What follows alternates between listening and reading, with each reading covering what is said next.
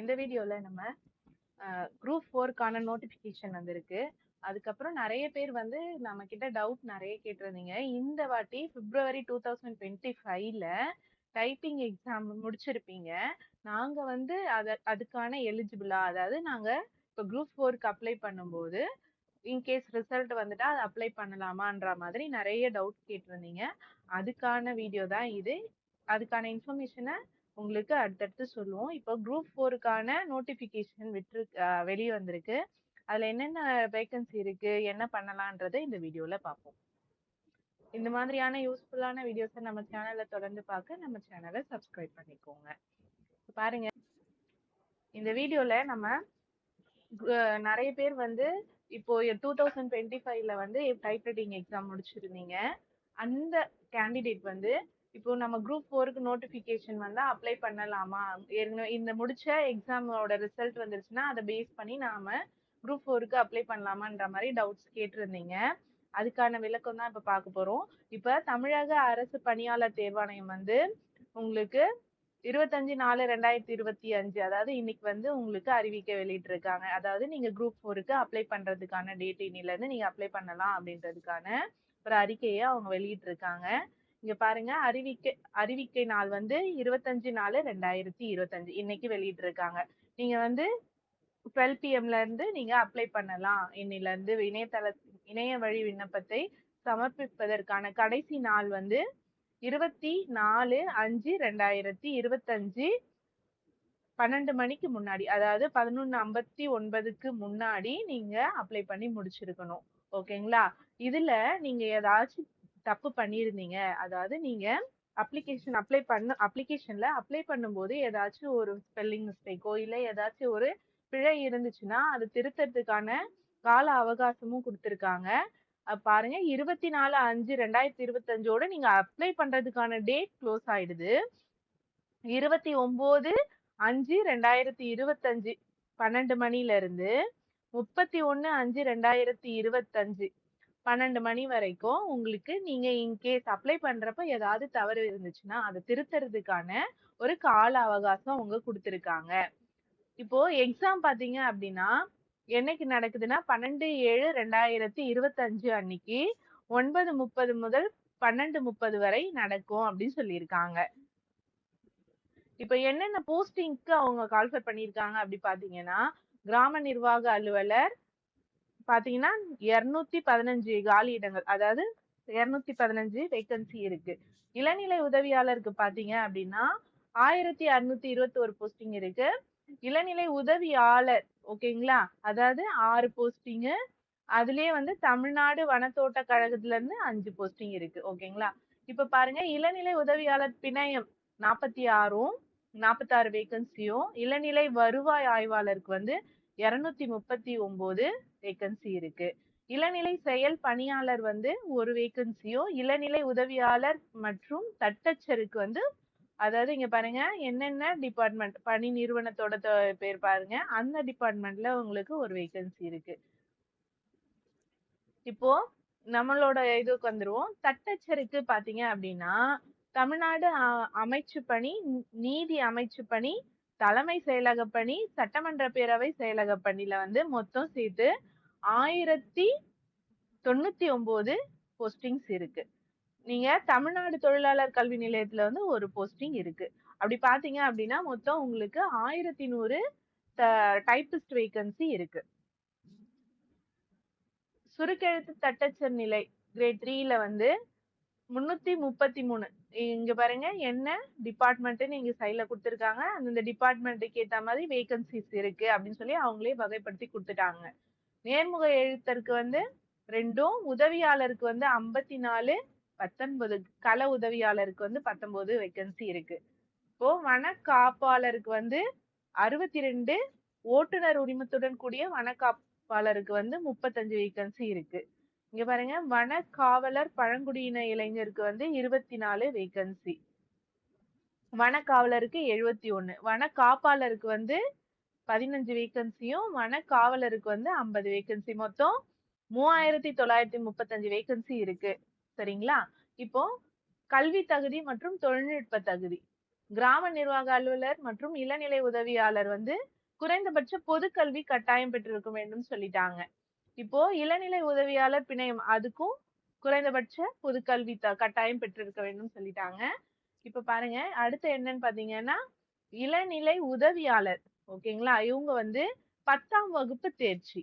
இளநிலை வருவாய் ஆய்வாளருக்கு வந்து பாத்தீங்கன்னா குறைந்தபட்ச பொது கல்வி தகுதி கட்டாயம் பெற்றிருக்க வேண்டும்.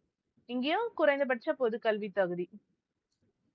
இளநிலை செயல் பணியாளர் பாருங்க, இதுல பாருங்க முக்கியமா கழகம் அல்லது நிறுவனத்தின் பட்டம் பெற்றிருக்க வேண்டும். கூட்டுறவு பயிற்சியில் கட்டாயம் தேர்ச்சி பெற்றிருக்க வேண்டும். தமிழ்நாடு அரசு தொழில்நுட்ப கல்வி இயக்குநரகத்தால் நடத்தப்படும் கணினியியல் அலுவலக தானியக்கமாக்கும் சான்றிதழ் பெற்றிருக்க வேண்டும். இங்க பாருங்க, இது என்னன்னு பாத்தீங்க அப்படின்னா COA சொல்லியிருக்காங்க. ஓகேங்களா, இப்போ பாருங்க எவ்வளவு உங்களுக்கு நீங்க கத்துக்கிட்டு இருக்க டைப்பிங்கும் COA-வும் எவ்வளவு இம்பார்ட்டன்ட்ன்றது உங்களுக்கு இந்த இதுல தெரியும். அதுக்கப்புறம் இங்க பாருங்க இளநிலை உதவியாளர் மற்றும் தட்டச்சிற்கு அங்கீகரிக்கப்பட்ட பல்கலைக்கழகத்தில் பட்டயம் பெற்றிருக்க வேண்டும். தட்டச்சு ஆங்கிலத்தில் முதுநிலை மற்றும் தமிழில் இளநிலை அல்லது தமிழியல் முதுநிலை மற்றும் ஆங்கிலத்தில் இளநிலை கட்டாயம் தேர்ச்சி பெற்றிருக்க வேண்டும். தட்டச்சருக்கு பாத்துக்கோங்க, குறைந்தபட்ச பொது கல்வி தகுதி கட்டாயம் பெற்றிருக்க வேண்டும். அரசு தொழில்நுட்ப தட்டச்சு தேர்வில் கீழ்கண்டவாறு தேர்ச்சி பெற்றிருக்க வேண்டும். அதாவது தமிழ் மற்றும் ஆங்கிலத்தில் முதுநிலை அல்லது தமிழில் முதுநிலை ஏதாவது ஒரு சீனியரும் ஆங்கிலத்தில் இளநிலை இங்கிலீஷ்ல வந்து நீங்க ஜூனியரும் முடிச்சிருக்கணும். அப்படி இல்லை அப்படின்னா ஆங்கிலத்தில் முதுநிலை மற்றும் தமிழில் இளநிலை ஏதாவது ஒரு சீனியரும் ஒரு ஜூனியரும் இருக்கணும் அப்படின்னு சொல்லியிருக்காங்க. அதுக்கப்புறம் பாத்தீங்கன்னா தமிழ்நாடு அரசு தொழில்நுட்ப கல்வி இயக்குநரகத்தால் நடத்தப்பட்ட கணினியல் அலுவலக தானியங்கமாக்கல் சான்றிதழ் பெற்றிருக்கு.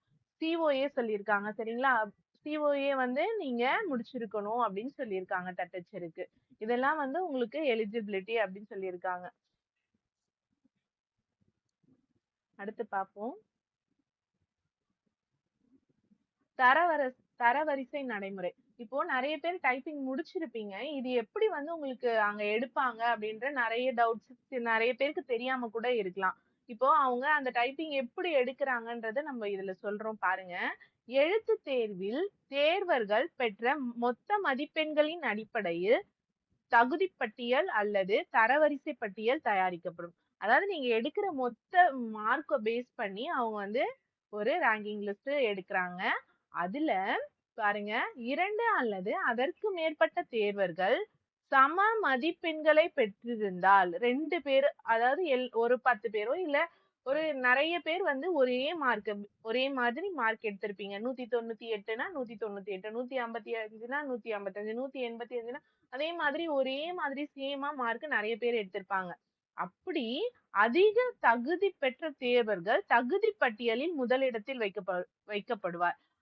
அதாவது என்ன அப்படின்னா ஒரே மாதிரி மார்க் நீங்க எடுத்திருந்தாலும் அதுல அதிக தகுதி பெற்றவர்கள் தேர்வு பட்டியலில் முதலிடம் வைப்பார்கள். அவங்க யாரு அப்படின்னு பாத்தீங்கன்னா தொழில்நுட்ப தகுதியான தட்டச்சு மற்றும் சுருக்கெழுத்து ஆகியவற்றை தகுதிகளாக நிர்ணயிக்கப்பட்ட பதவிகளுக்கு, அதாவது உங்களுக்கு டைப்பிஸ்ட், ஸ்டெனோ அப்படின்னு சொல்லிட்டு ஒரு வேகன்சி கொடுத்திருப்பாங்க இல்லைங்களா, அப்படி அந்த பதவிக்கு அதிகபட்ச தொழில்நுட்ப தகுதி பெற்ற தேர்வர்கள் மற்ற தேர்வர்களை விட முதலிடத்தில் வைக்கப்படுவார். அதாவது 185 185ன்னு ஒரு 10 பேர் இருக்காங்கன்னு வச்சுக்கோங்களேன். நீங்க டைப்பிங் முடிச்சிருக்கீங்க, அவங்க சொல்ற அந்த ஒரு வரம்பு அந்த குவாலிஃபிகேஷனோட இருக்கீங்க அப்படின்னா நீங்க வந்து ரேங்கிங் லிஸ்ட்ல முன்னாடி போவீங்க அப்படின்ட்டு சொல்லியிருக்காங்க. தட்டச்சர் பதவிக்கு தட்டச்சில் அதிக தகுதி பெற்ற தேர்வர்கள் தட்டச்சில் குறைந்த தகுதி பெற்ற தேர்வர்களை விட முதலிடத்தில் வைக்கப்படுவர். ஓகேங்களா, அதாவது தேர்ச்சியில வந்து யார் அதிகமா பெற்றிருக்காங்களோ, டிஸ்டிங்ஷன் பெற்றிருக்காங்கன்னா அவங்க முன்னாடி போவாங்க, அந்த மாதிரி சொல்லியிருக்காங்க. சுருக்கெழுத்து தட்டச்சர் பதவிக்கு சுருக்கெழுத்தில் அதிக தகுதி பெற்ற தேர்வர்கள் சுருக்கெழுத்தில் குறைந்த தகுதி பெற்ற தேர்வர்களை விட முதலிடத்தில் வைக்கப்படுவார். ஸ்டெனோ முடிச்சிருப்பீங்க இல்லைங்களா, அதுல வந்து உங்களுக்கு ரேங்கிங் கிரேட்ஸ் வருது இல்லைங்களா, அதுல யார் அதிகபட்சமா இருக்கீங்களோ அவங்க வந்து முன்னாடி வைப்பாங்க அப்படின்னு சொல்லியிருக்காங்க. அப்புறம் உயர் தொழில்நுட்ப கல்வி தகுதியின் அடிப்படையில் பரிசீலிக்கப்பட்ட பிறகு அதிக கல்வி தகுதி பெற்ற தேர்வர்கள் பரிசீலிக்கப்படுவார். அவங்க கிட்ட மொத்தமா கன்சிடர் பண்ணிட்டு யார் அதிகமான கல்வி தகுதி வச்சிருக்காங்களோ அவங்க வந்து பரிசீலிக்கப்படுவாங்க அப்படின்னு சொல்லியிருக்காங்க. எழுத்து தேர்வில் பெறப்பட்ட மதிப்பெண்களும் தகுதியும் ஒரே மாதிரியாக இருப்பின் வயதில் மூத்த தேர்வர் தகுதி பட்டியலில் முதலிடத்தில் வைக்கப்படுவர். எல்லாமே ஒரே மாதிரி இருக்கு, அவங்களும் முடிச்சிருக்காங்க அப்படின்னா அவங்க ஏஜிங்ல முன்னாடி போவீங்க வைப்பாங்க அப்படின்னு சொல்லியிருக்காங்க. வயதும் ஒரே மாதிரியாக இருப்பின் விண்ணப்ப எண்ணிலிருந்து தீர்மானிக்கப்பட்டபடி ஆணையத்திற்கு முன்னதாக விண்ணப்பத்தை சமர்ப்பித்த தேர்வர் தகுதி பட்டியலில் முதலிடத்தில் வைக்கப்படுவர்.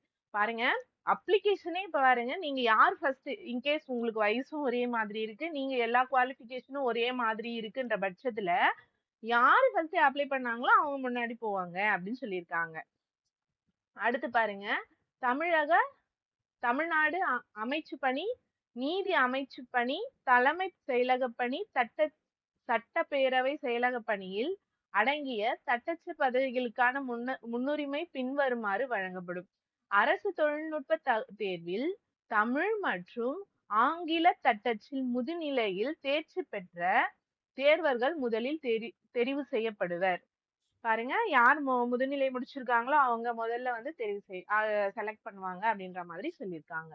மேற்காணும் பத்தி ஒன்றில் கூறியவாறு தகுதி பெற்ற தேர்வர்கள் இல்லையெனில் அரசு தொழில்நுட்ப தேர்வில் தட்டச்சில் தமிழில் முதுநிலை மற்றும் ஆங்கிலத்தில் இளநிலை தேர்வில் தேர்ச்சி பெற்றவர்கள் தெரிவு செய்யப்படுவார்கள்.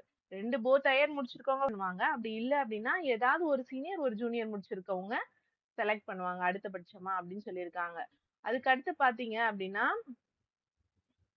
மேற்காணும் பத்தி 1 மற்றும் 2 கூறிய தகுதி பெற்றவர்கள் இல்லையெனில் அரசு தொழில்நுட்ப தேர்வில் தட்டச்சில் ஆங்கிலத்தில் முதுநிலை மற்றும் தமிழில் இளநிலை தேர்வில் தேர்ச்சி பெற்றவர்கள் தெரிவு செய்யப்படுவார்கள்.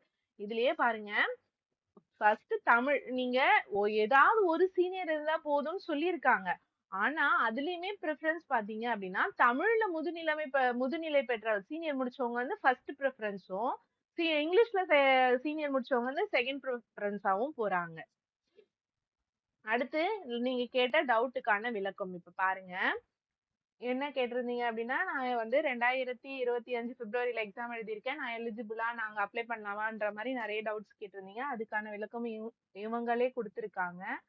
தேர்வர் இணையவழி விண்ணப்பத்தில் உரிமை கோரிய தட்டச்சு சுருக்கெழுத்து தகுதிகளை அறிவிக்கை நாளன்றோ அறிவிக்கை நாளுக்கு முன்னரோ கட்டாயம் பெற்றிருப்பதுடன் அச்சான்றிதழ்களை பதிவேற்றம் செய்ய வேண்டும்.